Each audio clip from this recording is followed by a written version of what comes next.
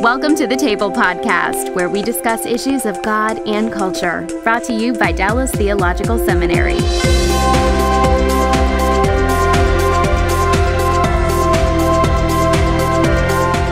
Welcome to the Table. We discuss issues of God and culture. I'm Darrell Bock, Executive Director for Cultural Engagement at the Hendricks Center at Dallas Theological Seminary.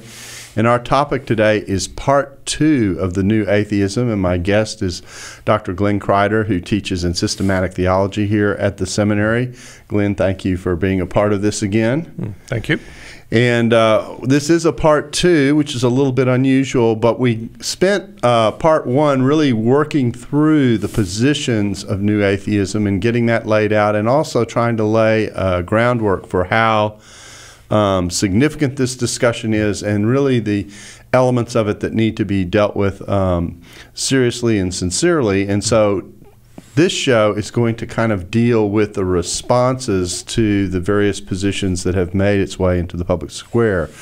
So, Glenn, I think what we want to do first is to just review the 5 areas that we were dealing with that we say arguments that new atheists put forward that seem to resonate in the public, and then we'll work through the responses. So, what are the big 5 from the big 4? Yeah, I've tried hard to think through, having read the literature and have watched videos, try to summarize in a very simple way what I think the 5 major issues are.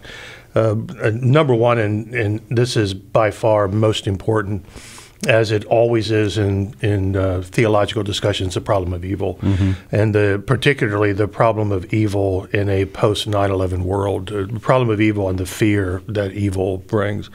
Second is the problem of religions, and it's not simply a matter of, although it is this, a matter of religious conflict throughout history, but the elephant in every room is the problem of pluralism, and how do we discern truth claims of various religions? The old claim that all religions are true, they all lead to the same place, is easily disproven. And now the question becomes, which of these various truth claims is the right one, which one is to be followed, and that maybe the best response is no religion at all. And I think that's part of what leads to a growing percentage of the population unwilling to affirm any religion. Third is the problem of the Bible. And by problem, I mean the way the Bible has been read, and how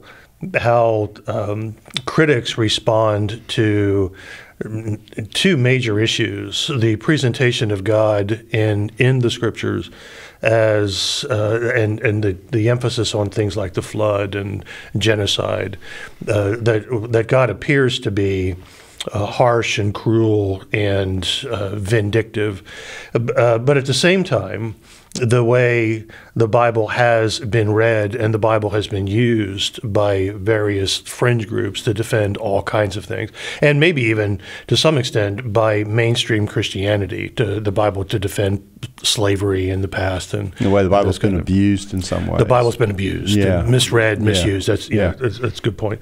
There's the problem of science. Not all scientists are atheists, and not all atheists are scientists. But there's an amazingly optimistic view of the power of science and technology to solve all of our problems.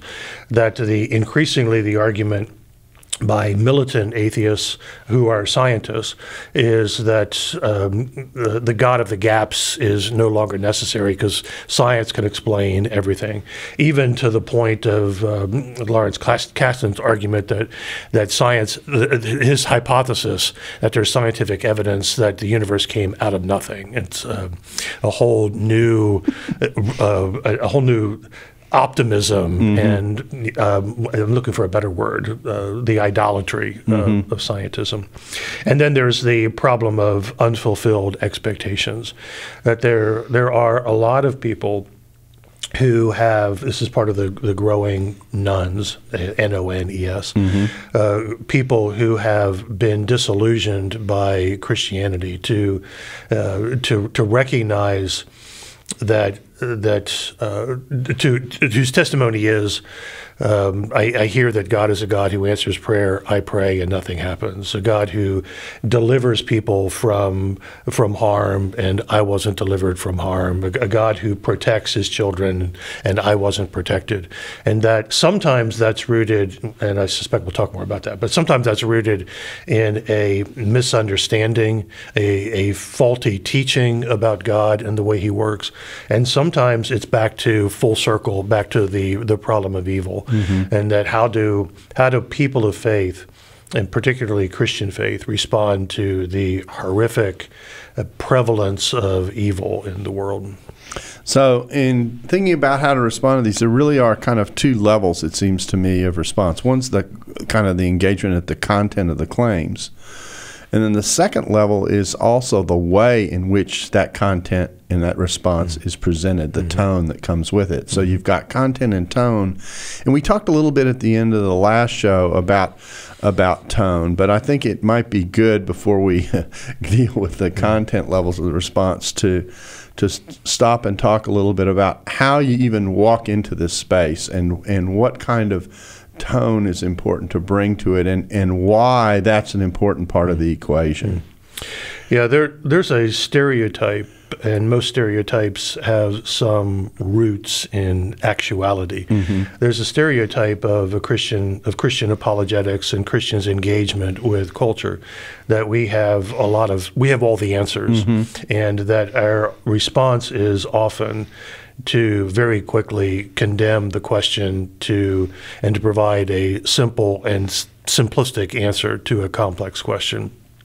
I think what we're talking about here are several difficult and multifaceted, complex issues, and that there is, secondly, a great deal of diversity in the way those convictions are held and the way they are expressed, that lead us to, and then I think third, there is the relativistic worldview, the pluralistic worldview that often dismisses truth claims by, well, that's your view, it works for you, and not for me, so that in the midst of that, it seems to me that listening and hearing and understanding is the first and most important thing.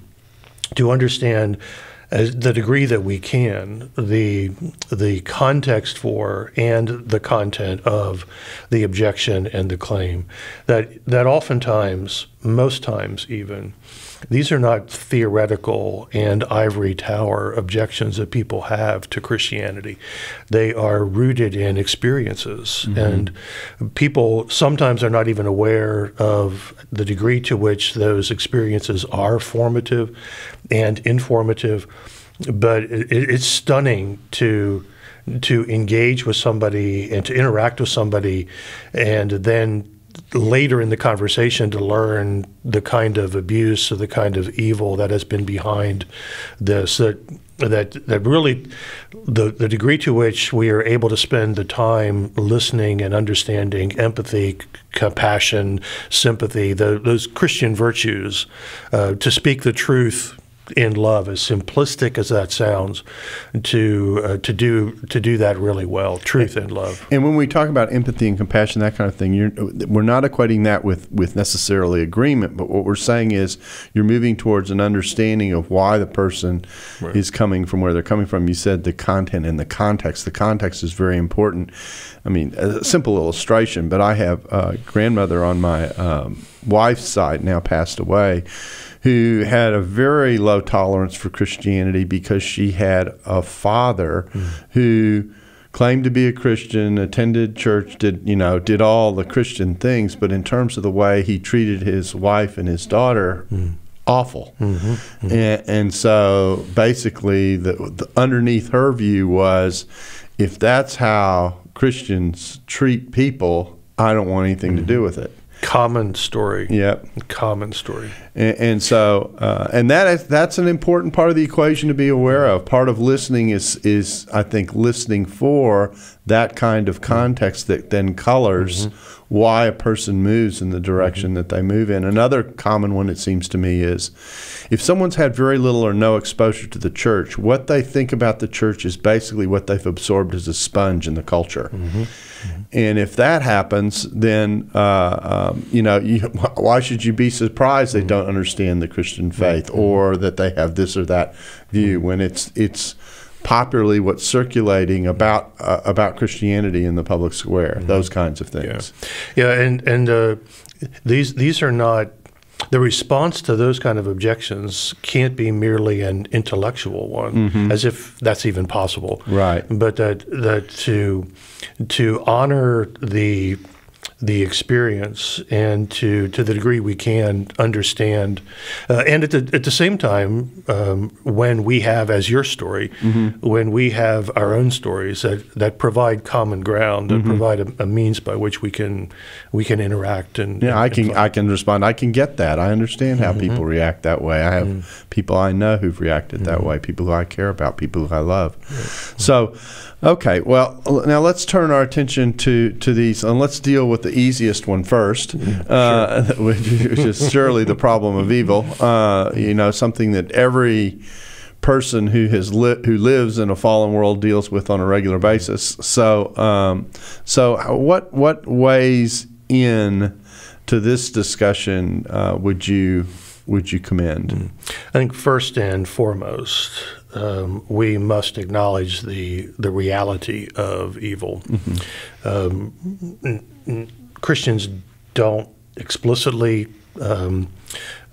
deny or remove that insight from the conversation, but sometimes implicitly we do, and we jump too quickly to what is usually the case, what is always the case, that God is acting in the midst of, and that what I was starting to say usually, that God often brings good and there's light shining in the middle of the darkness. But sometimes to jump too quickly to finding good in bad, to find light in darkness, means that we minimize and really dismiss the horror of evil, and because evil is real, and it is horrific, and it's unexplainable, and in a real sense, it is unexplainable and beyond our ability to understand. The other boundary marker that must be part of our response is we must never attribute the cause of evil to God, and that there are prominent Christian leaders who have crossed that line recently, and out of a view of God's sovereignty that says if God is sovereign, then God must be the cause of everything that happens. What we have to affirm is God's goodness, and that God is sovereign means that evil happens as part of his sovereign plan, that he knows that evil is happening, that he is not unaware, that he has the power to stop it, but for reasons known only to God, he often doesn't. But we don't put the gun in God's hand to put his finger on the trigger. We hold the human responsible for the evil that existed. And then that leads me also to say, then there's a whole other the fallen world natural disasters, which are, from our perspective, are a result of the world having been cursed, and the world is in rebellion against her creator. And but again, that God's not responsible. God doesn't normatively send hurricanes and floods, etc. Now, might he? Yes, he has done those kind of things in the biblical story. But unless we have some information from God, some secret word from God. Western Union telegram. We ought to be careful. Yeah. I think John Calvin is absolutely right, that because God is sovereign, we can know that everything that happens is part of God's plan. But as to why God allows evil to exist, we ought to shut up. Now, it seems to me that there are other elements beyond the ones that you mentioned, some of which might go something like this. First of all, to even talk about the concept of evil and to engage in the concept of evil suggests a presence of a morality and a design in the creation and in the midst of our lives that even allows us to have the conversation, which is an important point. Because if there is no God and if we just simply coexist, etc., then evil exists, but there's no ground for it. And there's even no ground in some ways for discussing how it operates as one element of the equation. Yeah, and in recent years, there has been a response from the new atheists, particularly from the four horsemen, as we talked earlier, that Dawkins and Hitchens and Harris have actually, and Dennett particularly, have argued that one doesn't need to be a theist to have a basis of morality. And the argument from this, we all know that certain things are wrong. So then we're right back to how do you know? Right. But the appeal to survival, the appeal to life, the appeal to an evolutionary progress is an attempt to respond to the apologetic you just provided. And I don't want to be completely dismissive and simply dismissive of that argument, but eventually we have to come back to, and I think the way to address it is not through the real extreme cases. Those are obvious, but to get into the real nitty gritty and nuts and bolts. So what does this look like in the way we live our lives, and how would we argue that it's that this is the right thing or the wrong thing to do in this situation? Maybe this is a matter of personal taste. So, for example, the easy case is that almost nobody would defend the brutalization of children, which is why there is this worldwide horror at the extremes of what ISIS is doing with children or with animals. I mean, I haven't watched any of those videos. I don't need to see that. Right. But by accident, a video popped up and started to run on Facebook where a warrior cut the head off a dog as a dog. I'm still. That's a horrifying, because I think there is something deep inside of us that recognizes that this is just wrong, and that's flickerings of the image of God. That's exactly right. Yeah, there is, which is a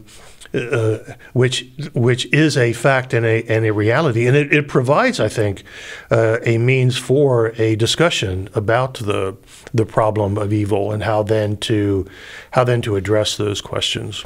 I think another element of this conversation, and a part of the conversation, is the idea that what an evil world does is it affirms two things simultaneously that are important: that our choices do have consequences, have moral consequences, and that there is an accountability built into the world, in the design of the world, that is to be taken seriously, that we are not gods.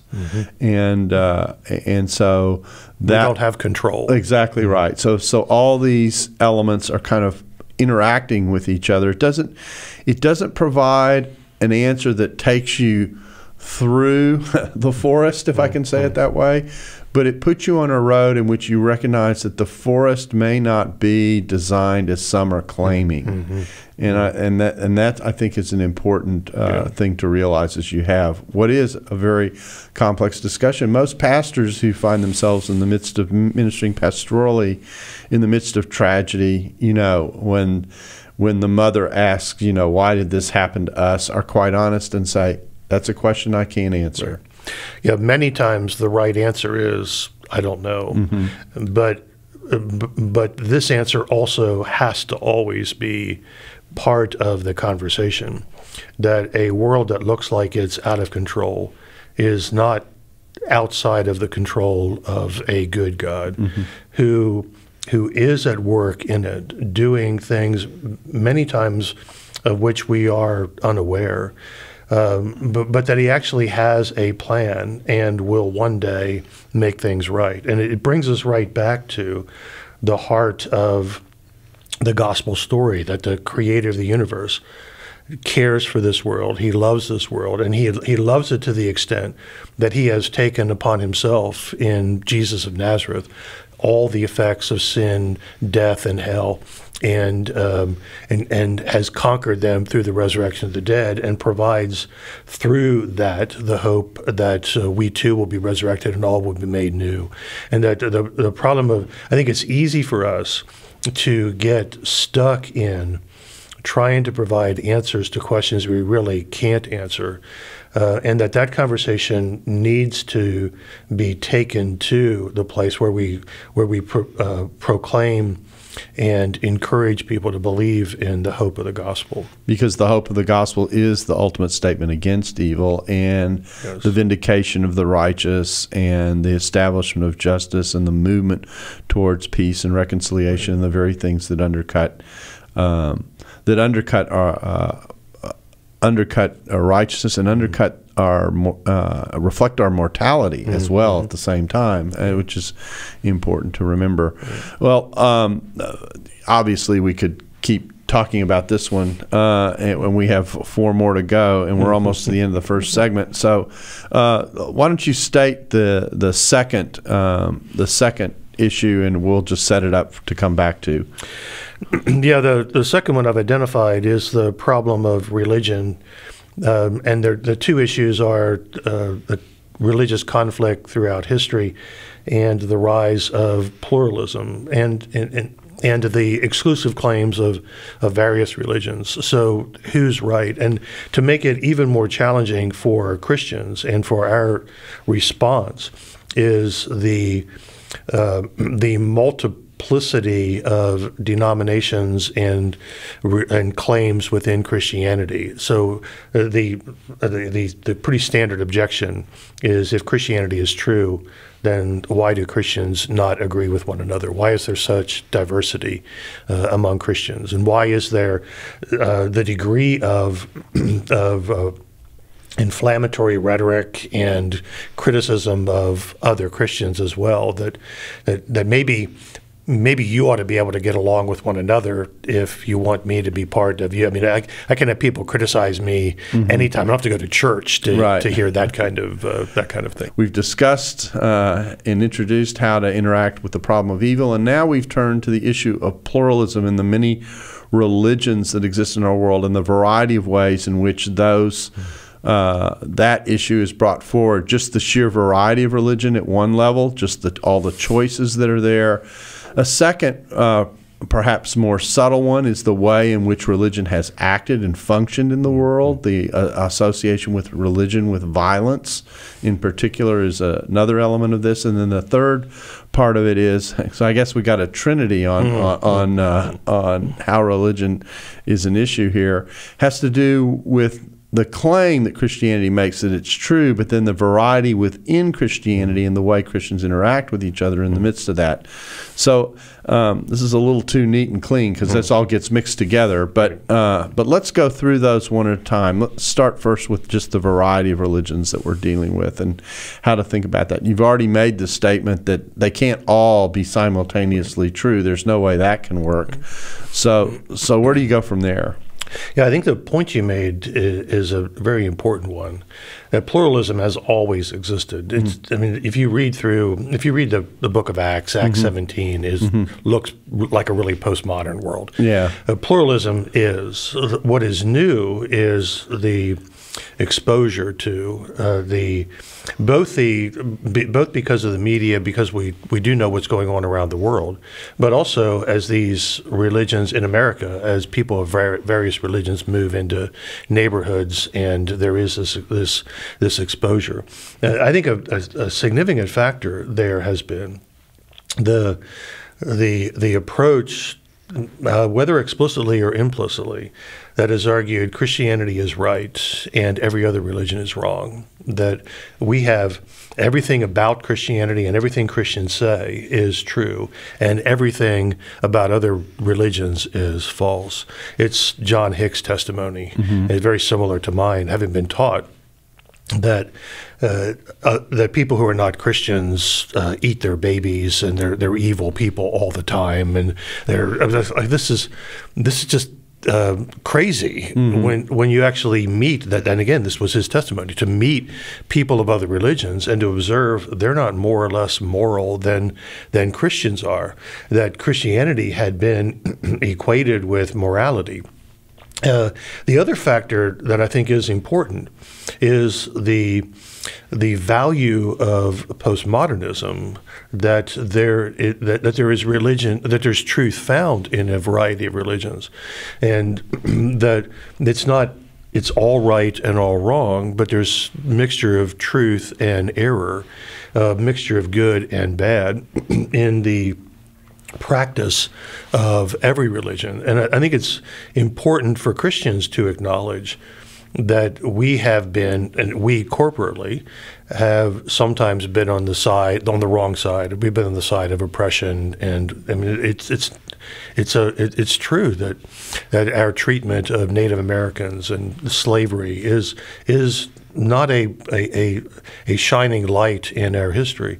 But it's not just a corporate historical response. I tell people all the time in teaching, and it's easy for me to perform for 50 minutes for an hour and 15 minutes.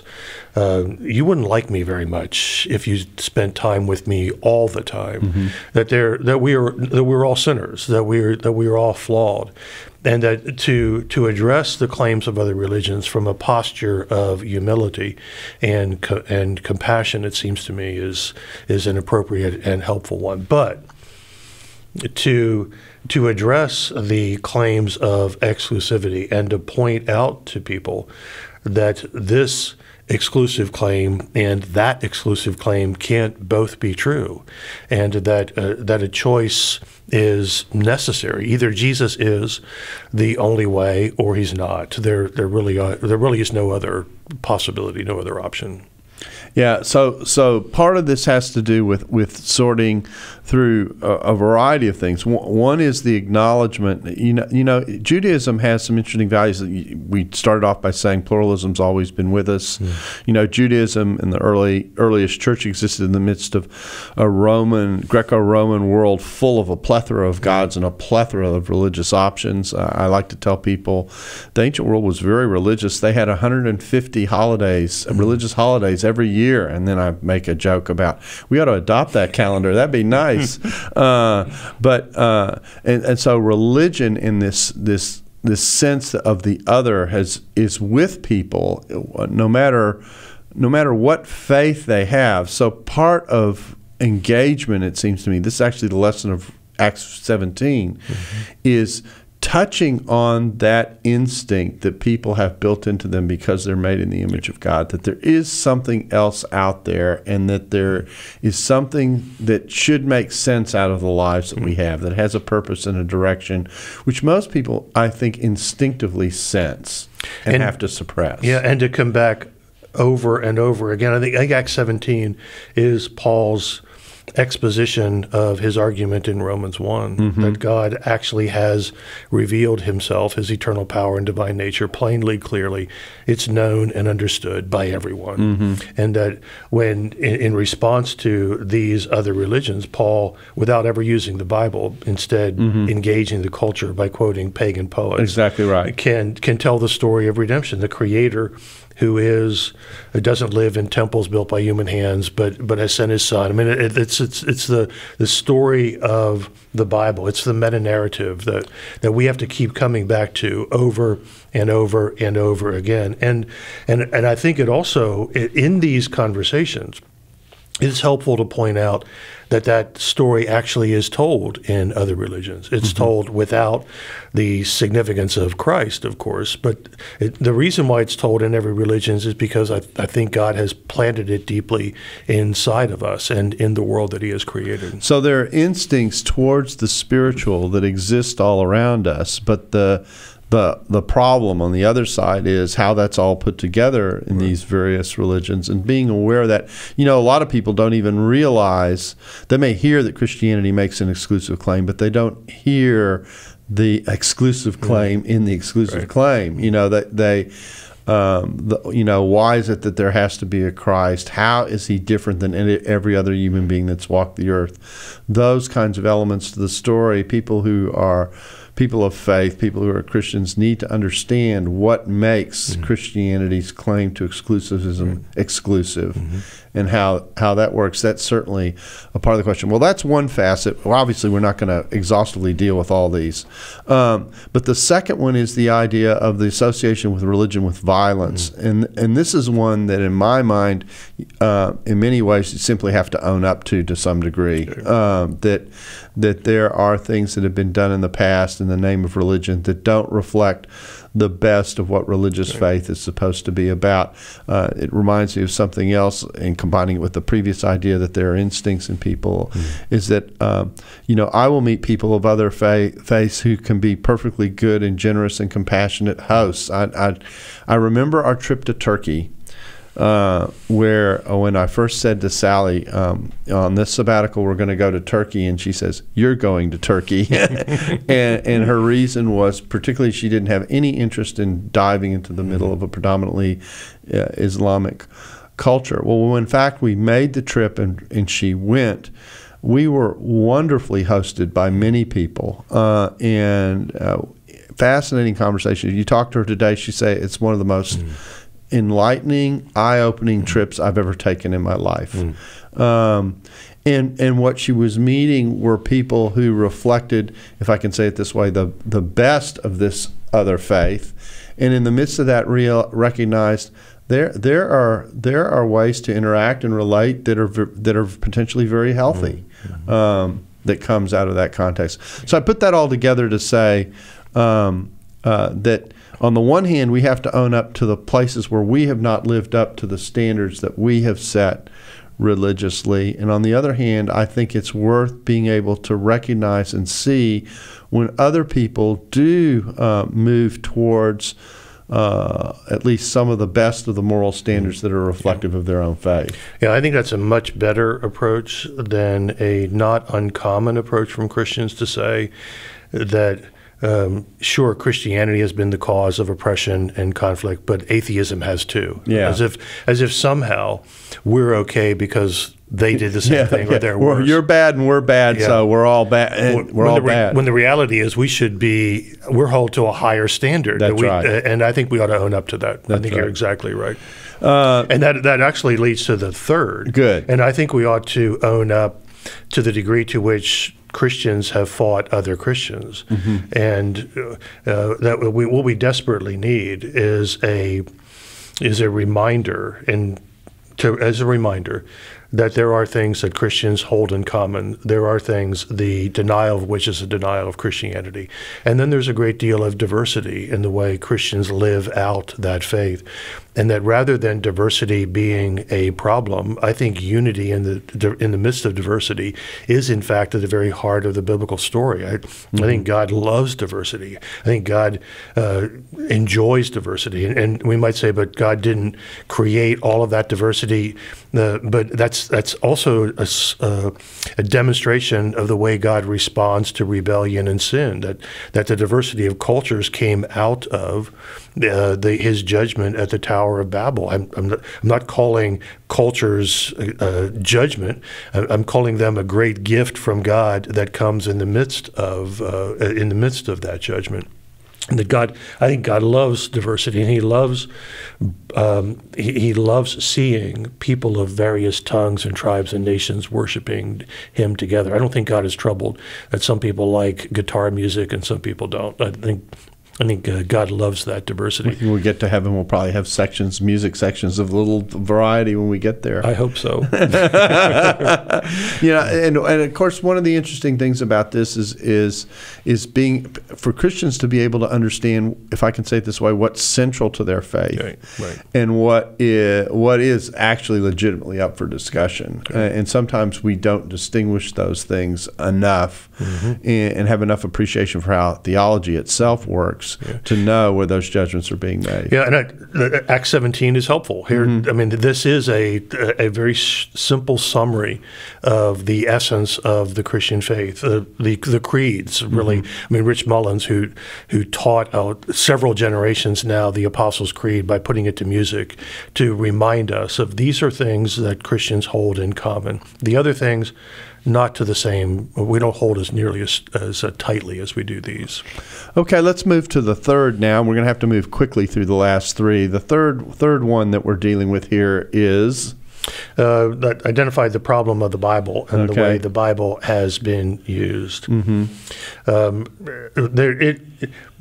It's easy to read through the biblical stories and find examples of violence, to find examples of oppression, to find the flood and genocide, etc.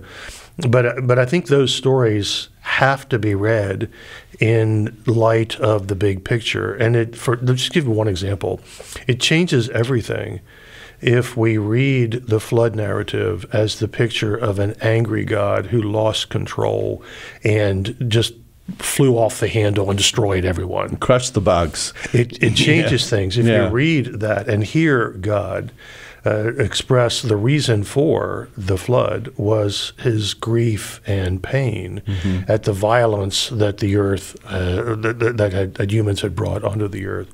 And it changes things when we read those stories and ask whether the language of the biblical text demands that God is the cause of this, or if God withdraws his hands of protection and allows the waters to cover the earth, or God withdraws his hand of protection and allows the earth to swallow the rebels, or if God so it's different whether it's God actively doing it or withdrawing his hand. At the end of the day, God is still responsible. God is still accountable.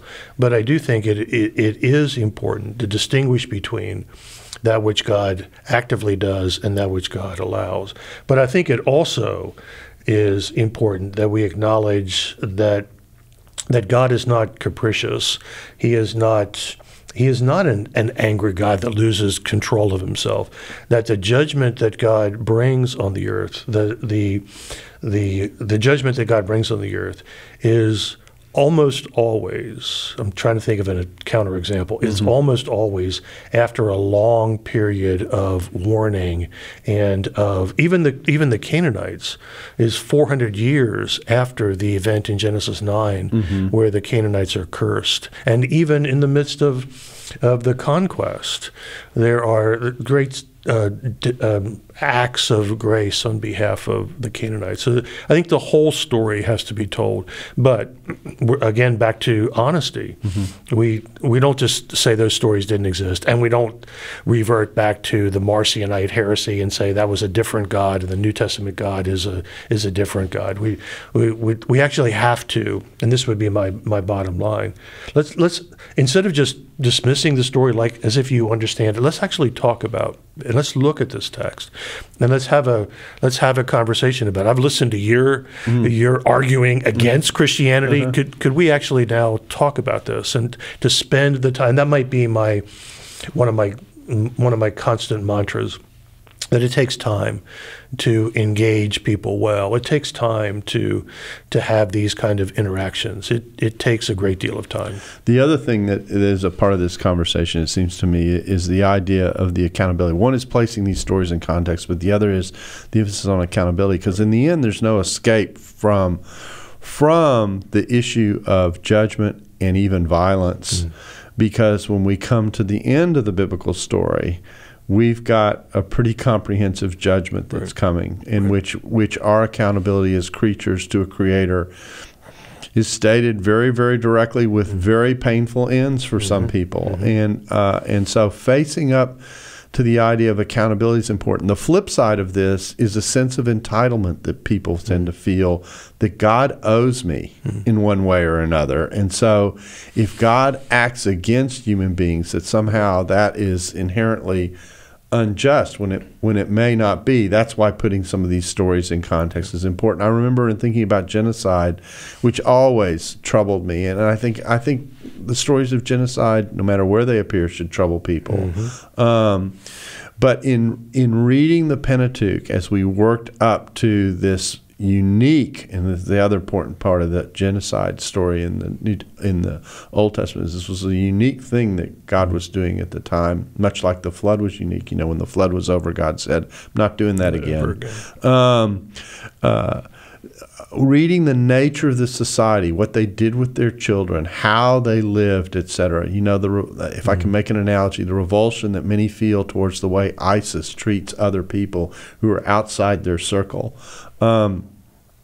is a reminder of the way kind of this society, this Canaanite society is being described. And God says, I'm going to try and wipe the slate clean here through what it is that I'm asking you to do. So those are features that don't remove all the pain, but they certainly help to explain what's going on, as opposed to just this random violent act, which is the way it tends to be portrayed.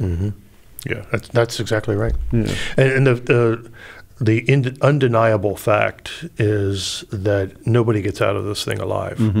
So and that reality has to be at least part of the conversation, that there must be some explanation for universal death and consequences that points to some accountability to something beyond us. Luke 13, 1-5 is a fascinating passage, because in it, Jesus asked the question, but whether it be by natural disaster or human act, whether some people are worse sinners than others. And of course, his response is consistent in both cases.